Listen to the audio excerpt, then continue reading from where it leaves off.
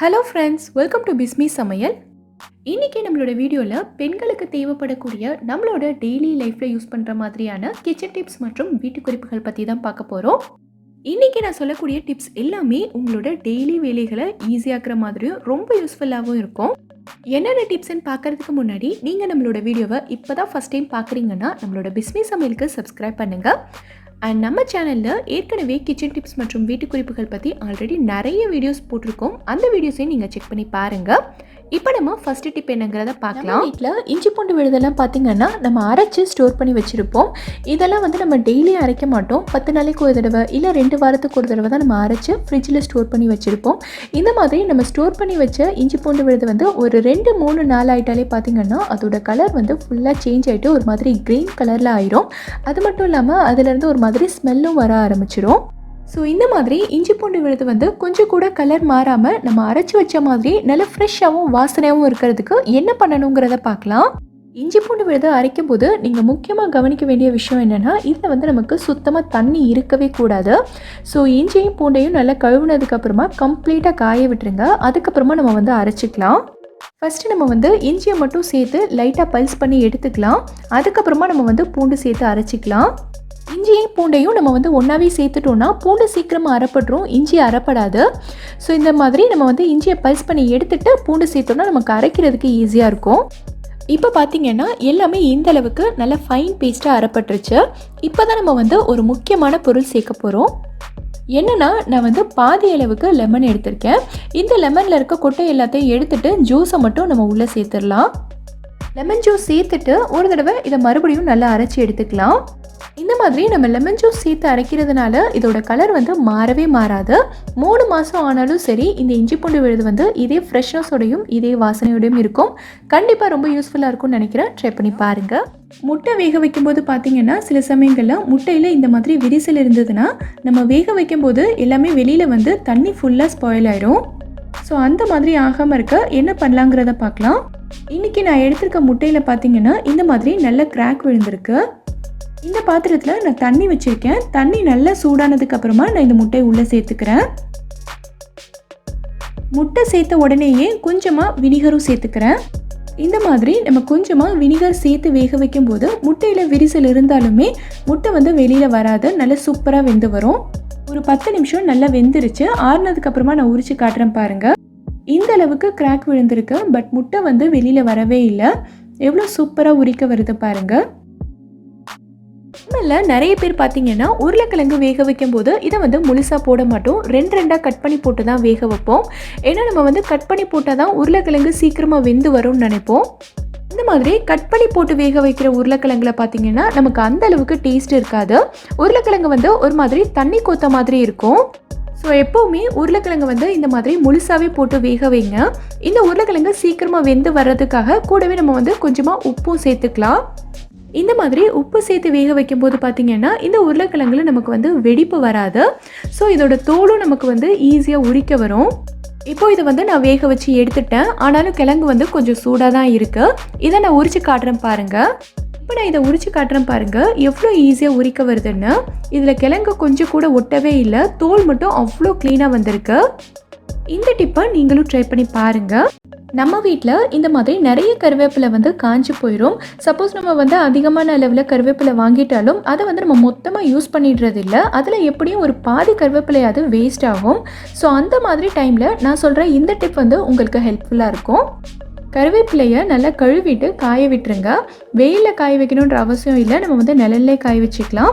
கிச்சன்லேயும் ஒரு துணி விரித்து ஒரு 2 நாள் விட்டிங்கனாலே போதும். கருவேப்பிலை நல்லா காஞ்சிரும். சப்போஸ் உங்களுக்கு காய வைக்கிறதுக்கு டைம் இல்லைன்னா நீங்கள் ஸ்டவ்வில் கடாயை வச்சு கருவேப்பிலையை போட்டுட்டு ஒரு 2 நிமிஷத்துக்கு நல்ல லோ ஃப்ளேமில் வச்சு ட்ரை ரோஸ்ட் பண்ணிக்கோங்க.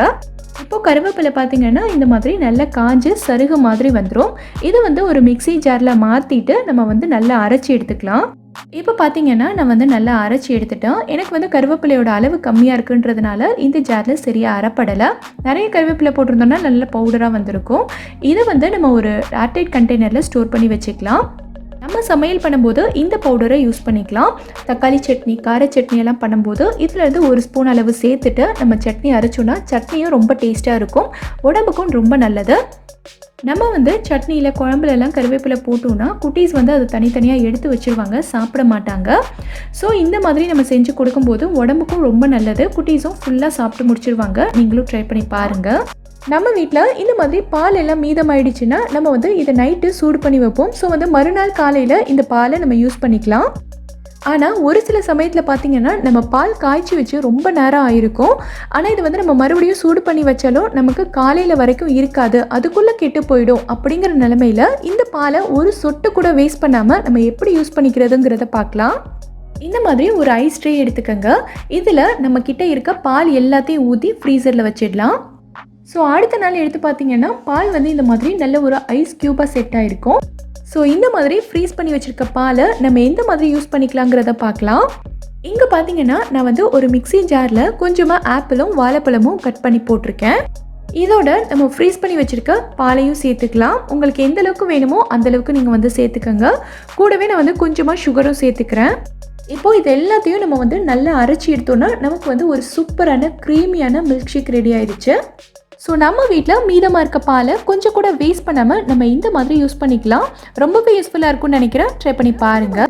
கொண்டக்கடலையெல்லாம் வேக வைக்கும்போது பார்த்தீங்கன்னா ஏதாவது கிரேவி பண்ணுறதுக்கோ இல்லைனா சுண்டல் பண்ணுறதுக்கோ இதை வேக வைக்கணும்னா கண்டிப்பாக ஒரு 7லேருந்து 8 மணி நேரமாவது ஊற வச்சுருக்கணும்.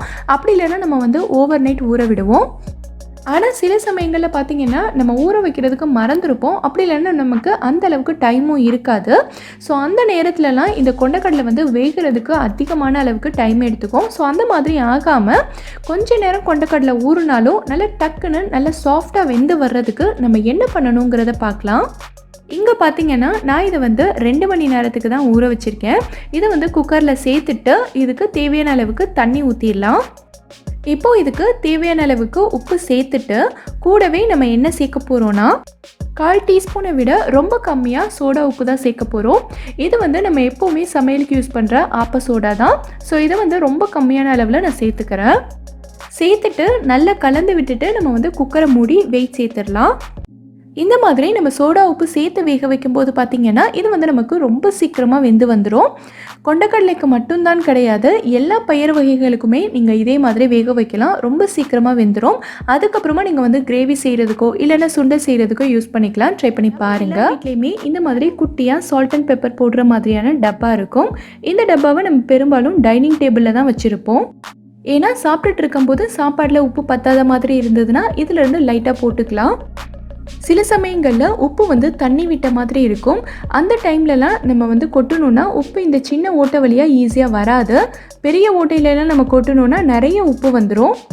ஸோ அந்த மாதிரி ஆகாமல் இருக்கிறதுக்கு நம்ம அரிசி தான் யூஸ் பண்ண போகிறோம். இந்த அரிசியை நம்ம கொஞ்சமாக உப்பு டப்பாக்குள்ளே போட்டு வச்சுக்கலாம். நல்லா க்ளோஸ் பண்ணிவிட்டு இந்த மாதிரி ஒரு தடவை குலுக்கி விட்டுருங்க. அரிசிக்கு எப்போவுமே ஈரப்பதத்தை உறிஞ்சிட தன்மை இருக்குது. ஸோ உப்பில் ஏதாவது தண்ணி விட்டாலும் அரிசி வந்து நல்லா அப்சர்வ் பண்ணிவிட்டு உப்பு வந்து எப்போவுமே நல்லா காஞ்சி பவுடர் மாதிரி இருக்கும். இந்த குட்டி ஓட்ட வழியாக நம்ம கொட்டும் போது அரிசியும் நமக்கு வெளியில் வராது. நீங்களும் ட்ரை பண்ணி பாருங்கள். நம்ம எல்லார் வீட்லேயுமே சட்னி அரைக்கிறதுக்கு இல்லைனா மற்ற ரெசிபி செய்கிறதுக்கு இந்த மாதிரி பொட்டுக்கடலை வாங்கி வச்சுருப்போம். ஆனால் மழை நேரத்தில் இந்த பொட்டுக்கடலை வந்து சீக்கிரமாக நமத்து போயிடும். இந்த நமத்து போன பொட்டுக்கடலையில் நம்ம சட்னி அரைச்சாலோ இல்லை வெறுமனே சாப்பிட்டாலோ நல்லாவே இருக்காது.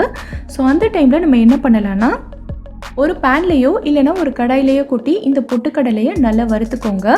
வறுக்கும்போது கண்டிப்பாக ஸ்டவ்வை வந்து நல்லா குறைச்சி வச்சுக்கோங்க. ஒரு 2 நிமிஷத்துக்கு வறுத்திங்கனாலே போதும், பொட்டுக்கடலை மறுபடியும் நல்லா கிறிஸ்பியாக வந்துடும்.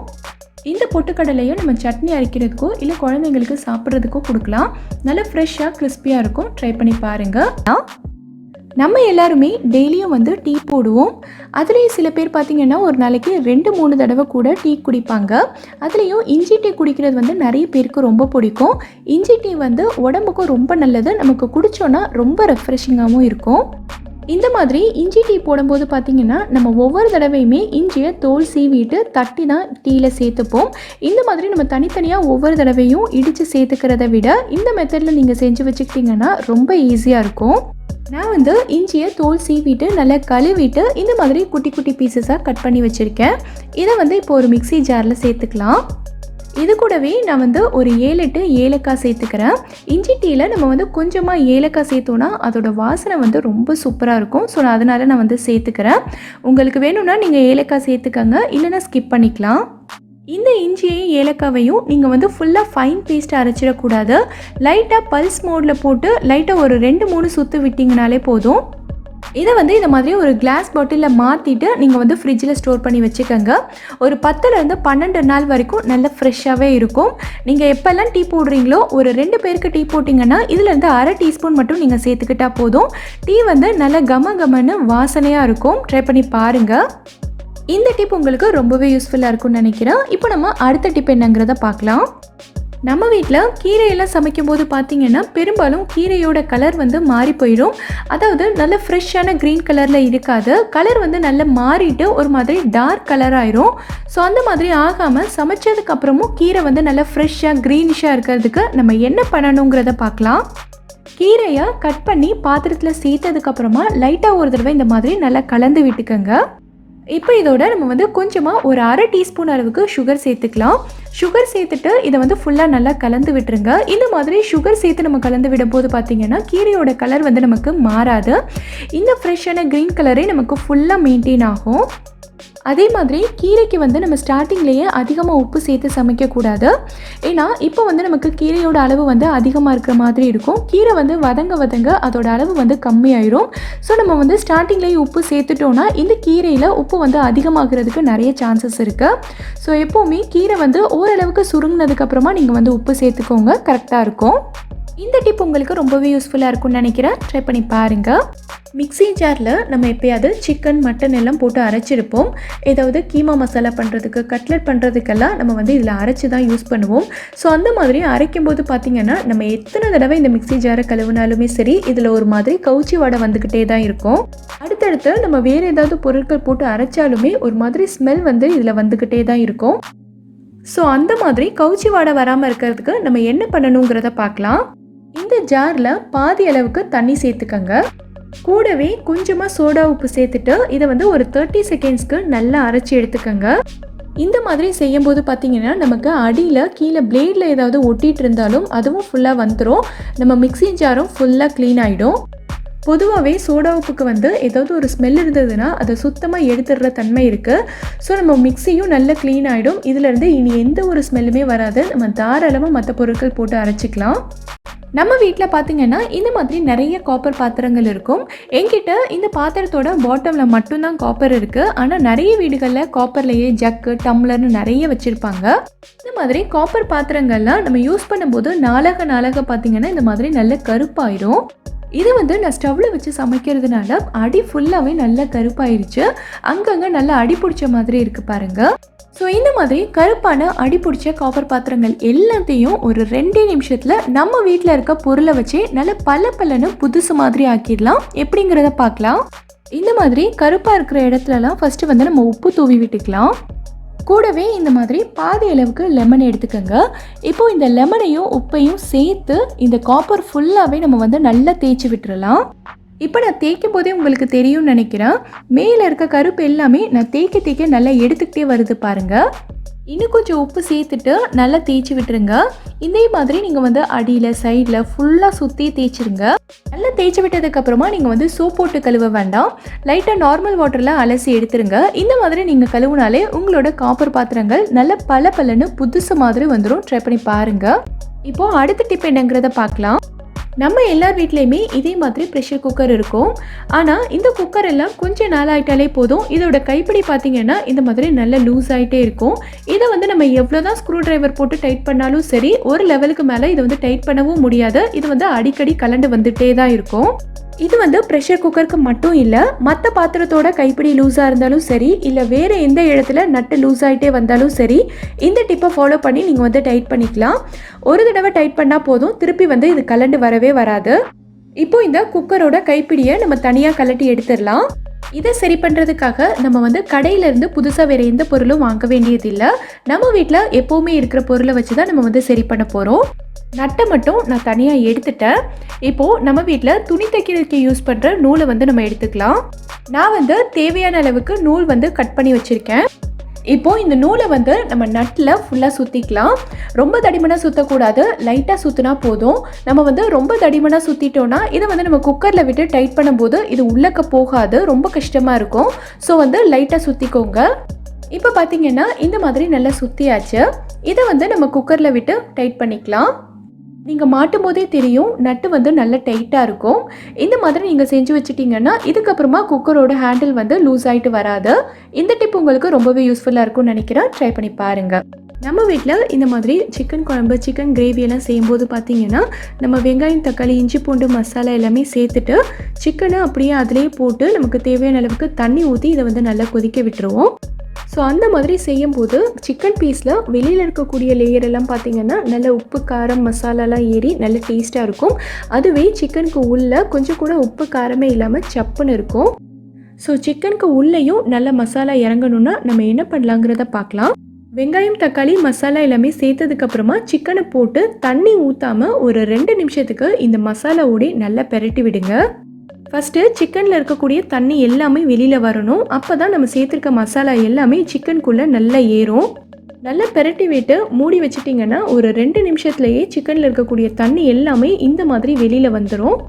இந்த மாதிரி சிக்கனில் இருக்கக்கூடிய தண்ணி எல்லாமே வெளியில் வந்ததுக்கப்புறமா நம்ம கிரேவிக்கு தேவையான அளவுக்கு தண்ணி சேர்த்து வேக வச்சோன்னா நம்ம சிக்கன் பீஸ் வந்து சாப்பிட்றதுக்கே அவ்வளோ டேஸ்ட்டாக இருக்கும். நம்ம சேர்த்த மசாலா எல்லாமே இந்த சிக்கனுக்குள்ளேயும் நல்லா இறங்கி இருக்கும்.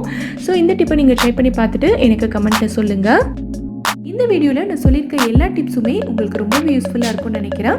எந்த டிப் உங்களுக்கு ரொம்ப யூஸ்ஃபுல்லாக இருந்ததுங்கிறத கீழே இருக்க கமெண்ட்டில் எனக்கு சொல்லுங்கள். இந்த வீடியோ உங்களுக்கு பிடிச்சிருந்தா லைக் பண்ணுங்கள். உங்கள் ஃப்ரெண்ட்ஸ், உங்கள் ஃபேமிலி மெம்பர்ஸ் கூட இந்த வீடியோவை ஷேர் பண்ணுங்கள். மறக்காமல் நம்ம பிஸ்மி சமையலுக்கு சப்ஸ்கிரைப் பண்ணிவிட்டு பக்கத்தில் இருக்கக்கூடிய பெல் ஐக்கானையும் கிளிக் பண்ணி அதில் ஆல் ஆப்ஷனையும் செலக்ட் பண்ணுங்கள். தேங்க்யூ.